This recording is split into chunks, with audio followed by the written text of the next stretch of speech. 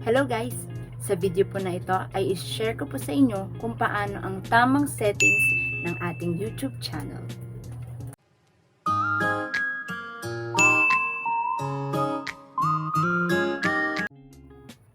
So, una po natin gagawin guys ay let's go to our browser or Chrome. Ayan, po tayo sa browser or Chrome and then let's click YouTube and make sure po na naka-login na po ang inyong account. And then sa upper right side po, ay click po natin at i-enable ang desktop site. Ayan. So, naka-desktop mode na po siya. Pasensyahan nyo na po, medyo mabagal ang aking signal. So, ayan po. Sa upper right side din po niya, ay makikita po natin ang ating profile. And let's click it. Click lang din po ulit natin. Ayan, zoom in, zoom in. So, ayan na po. And then, click po natin yung YouTube Studio. Ayan. At dadalhin po tayo sa ating channel dashboard. So, at sa lower part naman po niyan, left side, ay makikita po natin yung settings. So, then, i-click din po natin yan.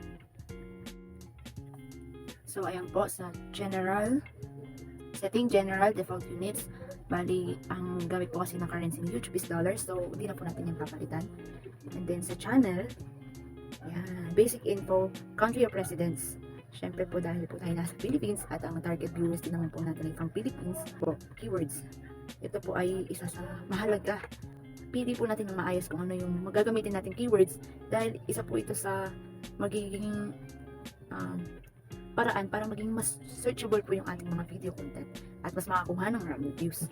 Pwedeng ilagay ay ang name po ng ating channel para pag sinearch po yung name po natin, eh madali na pong lalabas. Keywords na related po sa topic ng inyong content. Halimbawa, ang content yung is vlogging, editing, tutorials, yun. Ito po kayo kukuha ng keywords niyo. I suggest po, mas maganda kung dahil nasa Philippines po tayo at Pilipino rin po ang target viewers natin, mas maigi na Tagalog ang gamitin nating keywords. Ang akin po ay mga keywords related po sa art and vlogging. Dahil nag-upload din po kasi ako ng process po ng aking mga artworks. Isa rin po akong artist na gumagamit ng sinulid at ng buhangin. I am proud at ipinagpapasalamat po sa Panginoon dahil na-feature po tayo once sa balita ko ng GMA News. So, ayan, na-share ko lang din po. So, balik po tayo sa topic.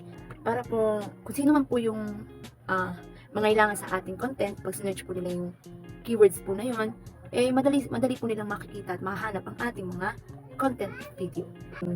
Mas maraming keywords, mas maganda. Okay po, sa advanced settings naman po, meron po dito, they want to set your channel as made for kids. Bali, i-guess lang po natin to kung ang content po natin ay para po talaga sa mga bata. At no naman po kung hindi. Bali, depende po talaga yun sa inyo. Nakadepende po yun sa kung anong nilalaman po ng content nyo pag pambata. Pwede nyo pong i-click yung yes, pero kung hindi, just click it na po. Tapos po yung clips, allow viewers to clip my content. Click lang po natin yan. Next po is feature eligibility. Feature eligibility, ito po ay para sa mga monetized YouTube channel na. Bali, dito po kasi may mga fill upan po kayo. Just make sure po na ma-fill upan po natin at provide lahat po ng requirements na kailangan. So, ayun po, ako di pa po ako naka-fill up. Pero mahalaga po yan kasi ano po yan for future purposes. Saka po para ma-verify po ni YouTube ang ating info. So, next po is ang ating upload details. Yan, basic info po, andun po yung ating title at description. Sa title, suggested po na mailagay po natin yung ating name, YouTube channel name, para kumbaga, pag sinearch po tayo, ganun din po kagaya din sa keywords, eh, madali po tayong mahahanap. Make sure po na yung gagamitin po natin ng mga words is searchable. Kagaya po na sa keywords, kailangan Tagalog. Diba po? Kasi, syempre, ang target viewers po natin is Filipino, so kailangan Tagalog. At isa pa pong mahalaga ay hindi masyadong komplikado.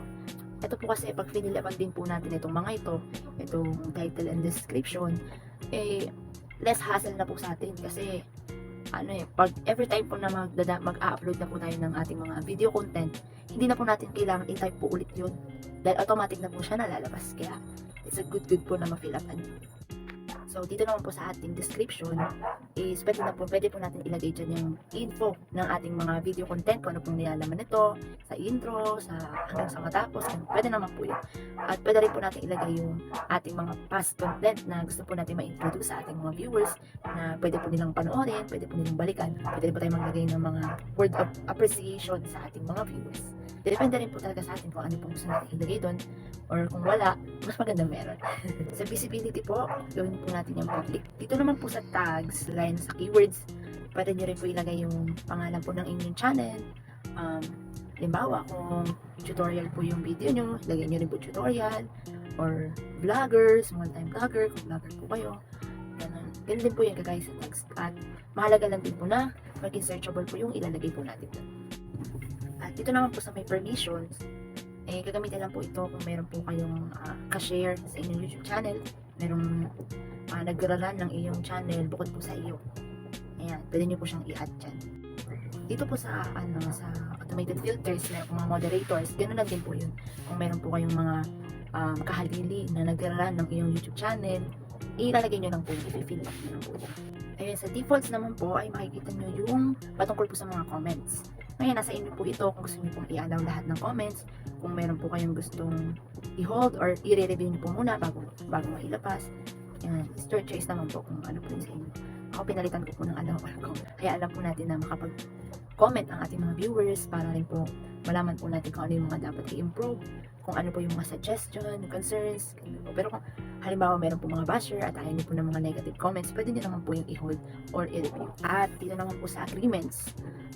So, ayun naman po ay para sa mga monetized na YouTube channel. So, ayun po, after po ma-fill upan lahat po ng mga kailangan fill upan, just click the save. And all goods na po yan. At sana po, nakatulong po sa inyo ang video na ito at meron po kayong mga natutunan. At kung nagustuhan niyo pong video na ito, please subscribe to my YouTube channel and click nyo na rin po ang bell button for more videos at para lagi po kayo updated. At kung meron po kayong mga suggestion at katanungan, feel free to comment down below. At sisikapin po natin masagot ang inyong mga katanungan. And please don't forget to like and share. Please subscribe. At salamat sa inyong panonood. God bless all po.